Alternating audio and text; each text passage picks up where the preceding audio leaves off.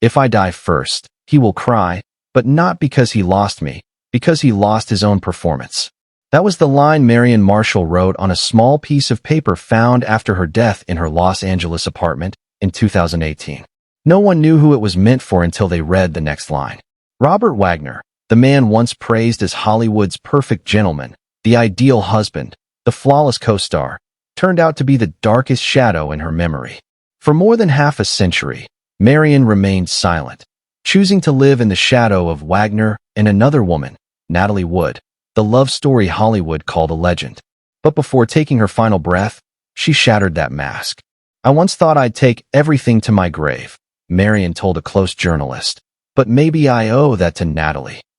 Why did Marion Marshall, a woman once celebrated by all of Hollywood, choose to reveal the truth only when her time was almost over? And what made her believe that Natalie Wood's death was more than just an accident? Let's go back to the 1950s, the era where all the glamour began and where the first shadow of Robert Wagner quietly took shape. Marion once said in a voice as rough as the wind brushing through the old window frame of her Los Angeles apartment, "He never loved anyone. He only loved his own image." The man she was talking about was Robert Wagner, the golden boy of 1950s Hollywood, the man who made millions of women swoon with his confident eyes and gentlemanly smile. But to Marion, that light was nothing more than a perfect mask hiding an empty soul. Since 1957, when the name Robert Wagner was plastered across cinema marquees, Hollywood believed it was witnessing a fairy tale romance between the handsome leading man and the beautiful actress Marion Marshall. Yet behind the radiant smiles on the cover of Life magazine was a marriage staged like a movie scene, directed by ambition, starring Wagner with Marion playing the supporting role in her own life. Hollywood in 1957 was drenched in flashbulbs and gossip columns praising the dream wedding of Robert Wagner and Marion Marshall. The ceremony took place at the Beverly Hills Hotel, where photographers crowded to capture every detail, from the first kiss after the vows to the thin veil fluttering over Marion's face in the warm California breeze. From the outside, it was perfect, but from the very moment Wagner took her hand and led her down the hotel steps, Marion knew he was acting. He smiled precisely at the right camera angle, adjusted his cufflinks, and whispered, "Smile, darling. People are watching."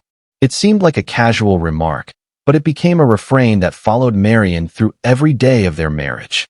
She once confided to her close friend, actress Mitzi Gaynor, "He looks in the mirror before he kisses me. He's not looking at me. He's looking at himself." In every photoplay photo, Wagner rested a hand gently on her shoulder, his smile warm, his eyes tender, but once the lights went out, he would grow silent, frighteningly so. There were nights when Marion woke up to see him sitting on the sofa, eyes fixed on nothing, a cigarette burning between his fingers. When she asked what he was thinking, he only replied, "I'm working on my next role." Eventually, Marion realized that even inside her own home, Robert was a character, not a man. To the public, they were Hollywood's golden couple, but to Marion, their love had no warmth. "He never held my hand in public unless there was a camera," she said, and even photographers of that era confirmed it. Wagner always kept a half-step distance from his wife when there wasn't a lens pointed at them, as if afraid to smudge his carefully composed image. Crew members at Fox recalled that in 1958, during the release of A Kiss Before Dying, Wagner spent hours in front of the mirror rehearsing his smile and his best profile. When Marion asked, "Are you preparing for the premiere?" he answered, "No, I'm preparing to be remembered." That was when she realized he didn't need love, he needed admiration. At elite Hollywood parties, Marion stood quietly beside her husband, watching him charm everyone around him. Robert could talk to 3 people at once, his smile never fading, always turning instinctively toward the nearest flash of light. Each time it happened, Marion said, "I felt like I was living next to a photograph, not a man." Before Marion, Wagner had been deeply in love with Natalie Wood, the American sweetheart of Rebel Without a Cause. When he married Marion, he had never escaped Natalie's shadow. On the vanity in their bedroom, Wagner still kept a framed photo of her, calling it a beautiful piece of movie history. Marion said nothing. She just turned away and cried that night. "I knew I could never compete with the past," she confessed years later. "I was only there to fill the space she left behind." In 1960, They moved into a grand house in Coldwater Canyon. The mansion was spacious but cold. Mirrors lined the walls, making Marion feel as if a third person was always in the room. Every morning, Wagner spent long minutes in front of those mirrors, combing his hair, adjusting his tie, and smiling a smile that was never meant for her. Once Marion joked, "What will you do if the mirror breaks one day?" He replied, voice like ice, "I'll buy a new one." To the world, they remained the perfect couple. They graced magazine covers, attended Oscar parties, and posed alongside Hollywood's brightest stars. But behind closed doors, Wagner always walked ahead, leaving Marion a few steps behind. "I felt like his shadow," she said in an unpublished 2017 interview. And shadows are never meant to be seen in the light. Over time, Marion realized she was living with a man who loved fame more than anyone, even more than himself. Their marriage was not a relationship between two people. It was a three-way affair between Wagner, Wagner's image, and the woman forced to stand aside and watch. In 1962, their marriage ended. The newspapers wrote simply, "Marion Marshall and Robert Wagner part ways amicably." But those close to her remembered what Marion said when she signed the divorce papers. "At last, I can walk out of his movie." After that, she disappeared from Hollywood, living quietly with her daughter.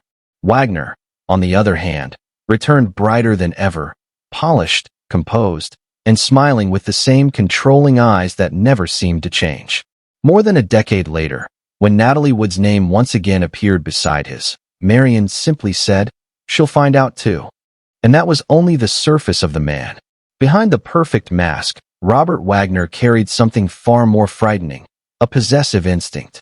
People said Robert Wagner had hypnotic eyes, but to Marion Marshall, those eyes were not the magic of love. They were invisible chains that bound her life throughout their marriage. In the summer of 1960, they attended a party on Sunset Boulevard where Hollywood greats gathered. Warm golden light washed over champagne glasses, jazz drifted, and everyone laughed brightly. Marion wore a silver silk dress, her hair in soft waves, every inch a dreamlike star. But only minutes after she smiled back at a greeting from an old co-star, Robert stepped in, his smile staying in place as his hand clamped her wrist so tightly she startled. Leaning close, he whispered, "Don't make me remind you again about looking other men in the eye," then pulled her away. Out at the car, she sat in silence as neon signs cast light across her face, mixing with tears. Her close friend found her in the parking lot, crying without a sound.